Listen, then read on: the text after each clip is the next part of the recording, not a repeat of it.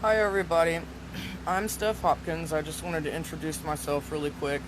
I actually made this page, I think it's only been maybe a year and a half ago, maybe 2 years ago. Initially, I think it had about 80 people on there, mostly close friends and other Darlie supporters. It has grown so much. We're fixing to go over the 2,000 members marker, and that is really amazing. It's not so much that it's about the numbers, it just shows that more people are becoming aware of this case and what went wrong with it, some of the things that went wrong with it. And it's exciting to see that some people are starting to see the truth rather than just some of the rumors that are flying around out there. Um, First off, before I address anything else, I do just want to apologize for my personal appearance. Without getting into too much detail, I've got herniated discs in each section of my back. I had a surgery, it was the last week in April, that was just decompression. But the herniated disc is still in there, probably going to be getting a fusion, so I'm in a lot of pain. They have me on a pain medication, Neurontin, that makes me feel and look just terrible.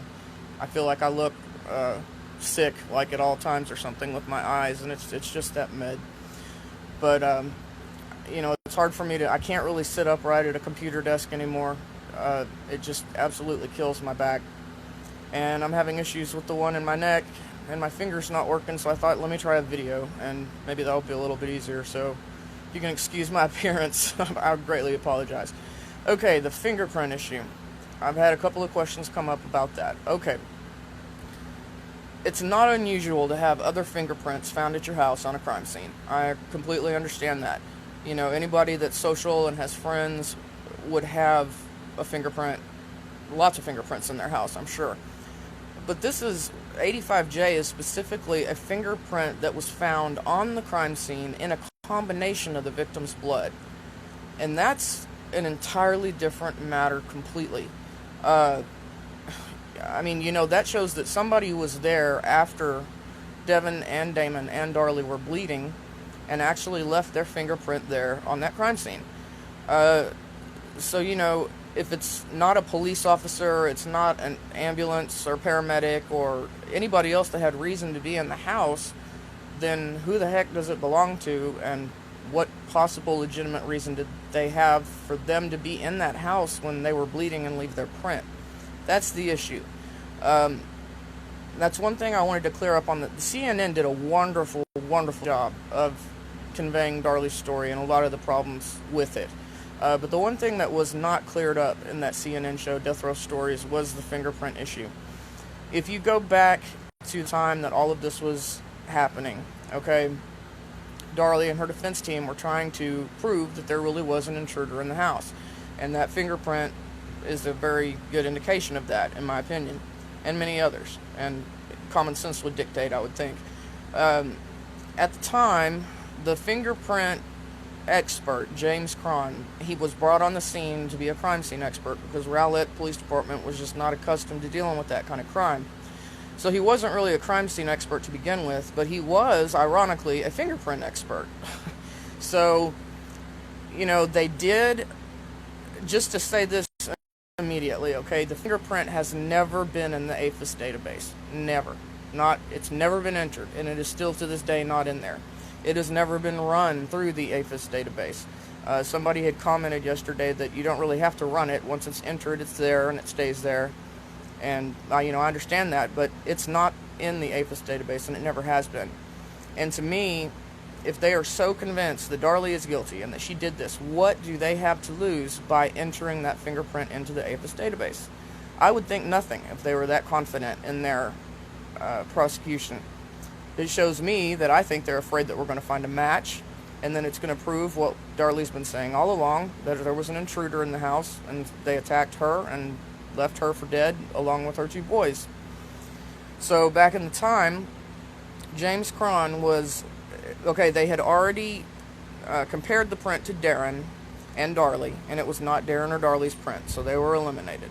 Okay, then James Cron was insisting that the fingerprint was too small to be an adult fingerprint, and he was insisting that the fingerprint belonged to one of the boys. Now, at autopsy, for whatever reason, just one of the many snafus, I guess, to use one of James Cron's own words, was that the boys were not fingerprinted at their autopsy, which is pretty unbelievable in and of itself.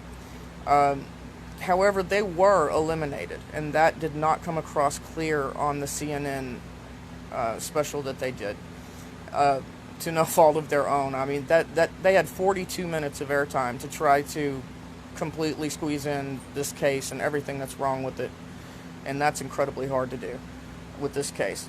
But Devin's print was obtained from the school where he went to, and Damon's print was eventually able to be obtained by experts. And after that, both boys were eliminated as the source of 85J.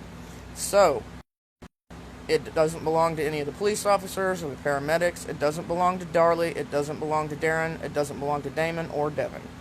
They've all been eliminated, okay? And, you know, back then, that was a big thing. They were hoping to prove, you know, well, if it doesn't belong to any of these people, then who the heck is it? You know, obviously it's intruders. And, you know, CNN left it as they were hoping to prove that, and they were unable to obtain the print. But they did since obtain the prints, and it's not Devin or Damon.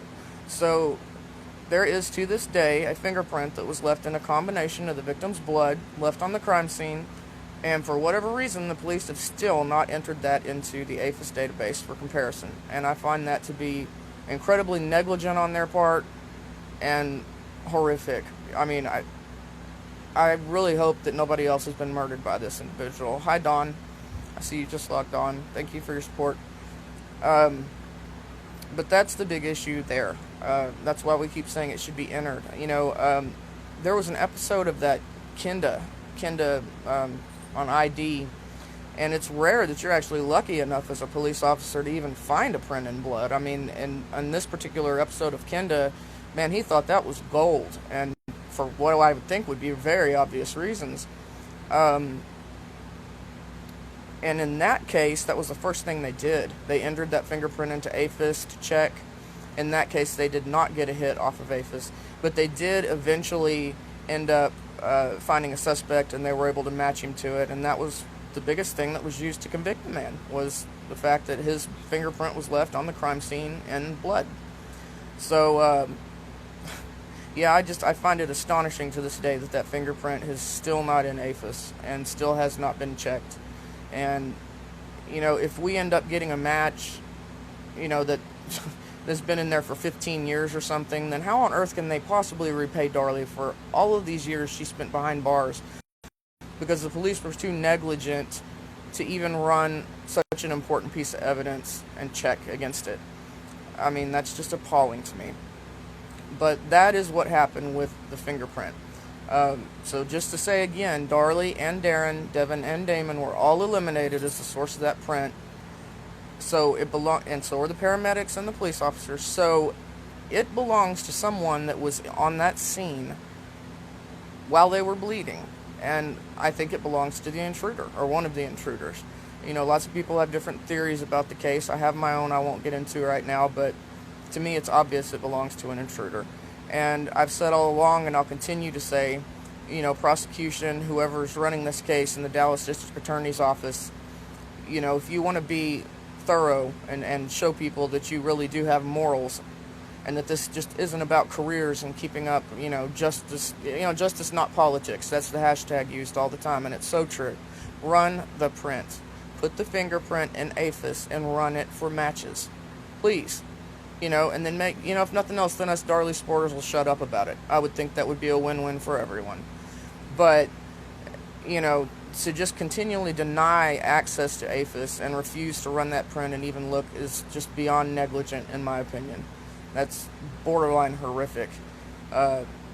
So yet again, you know, it needs to be run, it needs to be compared, and to me, you know, even if we don't get a hit in APHIS, meaning somebody else has already been convicted from a different crime or whatever, it needs to stay in there. I mean, even if it doesn't help Darlie in the long run, you know, 10, 15 years from now, it might help somebody else who this same person attacked. And, I mean, it's just astonishing to me that that print is not in APHIS. I don't understand it at all, other than just, I think that they're corrupt. Me personally, this is just my opinion. Again, I'm just saying that. I'm not speaking for the family or for Darlie Lynn or for anybody else, but my opinion is that Greg Davis knows she's innocent. And that's partially what sickens me so much about it. I think he knows she's innocent. I think that Toby Shook knows she's innocent. And I really think that Officer Waddell knows that she's innocent. And they are afraid that we are going to find proof and there's going to be a lawsuit the likes of which Texas has never even seen before. And, that's just a shame. I mean, they're ready to kill her. They're ready to murder her just to cover their own mistakes. And I think that's absolutely appalling. But that's the main thing I wanted to discuss in this, was just clear up a little bit of issues and questions I've seen come up about 85J and the bloody fingerprint. I might do some more videos in the future if y'all think it's helpful, and if anybody has questions, you're welcome to ask them. If I have the answer, I'll be happy to answer it, and if I don't, I'll try to find out the answer for you. But for right now, I think I'm going to sign off, and once again, I just apologize for how horrible I look. I can see myself in this video, and I'm thinking, oh my goodness. But it's just medication I have to take for nerve damage. But I'm not going to stop standing up for Darlie. And that is one other thing I want to address. I've had people say that I'm Darlie's best friend in the world. That's not accurate either. Darlie has a lot of friends. She has a lot of supporters. She has family, friends that have supported her through this whole ordeal. Now, we are close friends. We ended up becoming close friends. But I did not write Darlie myself until, I think it was about 5 years ago. 5 years ago, I finally sent her a letter, and we since became very good friends. So I'm not one of those people, people say that the family is just blind and they don't want to accept it, and, to say, oh, Darlie's just too good of a person, you don't understand, she could have never done this, I certainly agree with that now that I know her, but that's not what kept me on this case for all those years. I supported Darlie Routier for about 15 years before I ever wrote her a letter, and I support her. And I'm so vocal about this case because it just disgusts me to the core of my being. There's just no other way to explain it. I've watched true crime for as long as I can remember with my mom. And, there's a handful that I think were innocent. And I've since seen a lot of them freed. And that's always really exciting. Ryan Ferguson was one of them. And I remember in his first news conference he gave after he was released, he said that you can lose your freedom in a matter of seconds. But once they have you locked up, it takes an army to get you out. And I completely agree with that sentiment. The media and the public, meaning us, we can make a difference because we are a voice for Darlie Lynn, just like those people were a voice for Ryan Ferguson. And when you have that many people demanding justice and sharing information about it on public media, it puts pressure on the powers that be to do the right thing, because there's just too many people looking at them. And, Darlie's case was not only famous throughout the United States, but it's worldwide famous and known. And I think that it's going to become even more well known as it gets going in the federal appeal level, which is still on hold pending the DNA testing that they're doing. But again, that fingerprint has never been put into APHIS. It's never been run. It's not in there for if the guy's out there committing other murders, and that's just appalling to me. That's one of the biggest things about this case that really bothers me and has all along. Anyway, I'm having a really terrible back pain day, so I think I'm going to go on ahead and finish this video for right now. If y'all would like for me to do some more and discuss some various issues, I'll be happy to. There's all sorts of things I'd love to talk about. But for right now, I'm going to go on ahead and sign off. But I'm not going to stop fighting for Darlie. I fight for Darlie because she's innocent. And having seen everything that I've seen, I don't say anymore, I think she's innocent. I say I know she's innocent. Because the true forensic evidence in this case shows that she is innocent.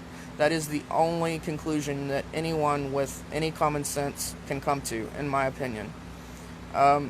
I would point to you the flyer. There's a section on our page that it says flyers, and there's some in there that show the blood flow on her gown, and that's another big, huge issue that maybe I can discuss in another video if y'all are interested. But, I've heard those prosecutors say, people just don't want to accept that a mother would kill their child. And that's not the case. I know for a fact that mothers kill their children. There's Andrea Yates, Susan Smith. I mean, I could go on. It's not that. It's just the fact that Darlie herself is innocent. Darlie did not attack her children. Darlie loved her children. I think Darren loved his children. I think it's obvious from all the pictures and the home movies and the videos. And, while it's so sad to me that those poor little boys were taken so young, I do find a certain amount of comfort in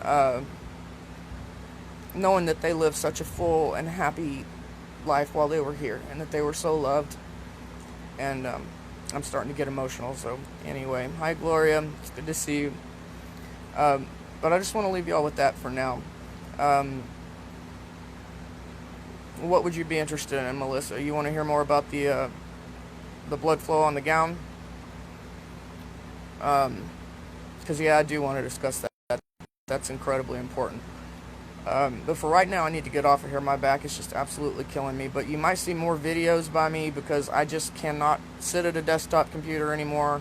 I'm having issues with my right hand and my fingers not working well from the herniated disc in my neck. And I'm not going to stop standing up for Darlie. And so I decided, you know what, let's just try this live video thing and see what happens. And I might be doing a lot more of this in the future. So, apologize in advance for how I look, but I'm probably going to look awful for a long time until I have a long road ahead of me. I'm probably going to be getting a spinal fusion, but it's easier for me to just talk than to type.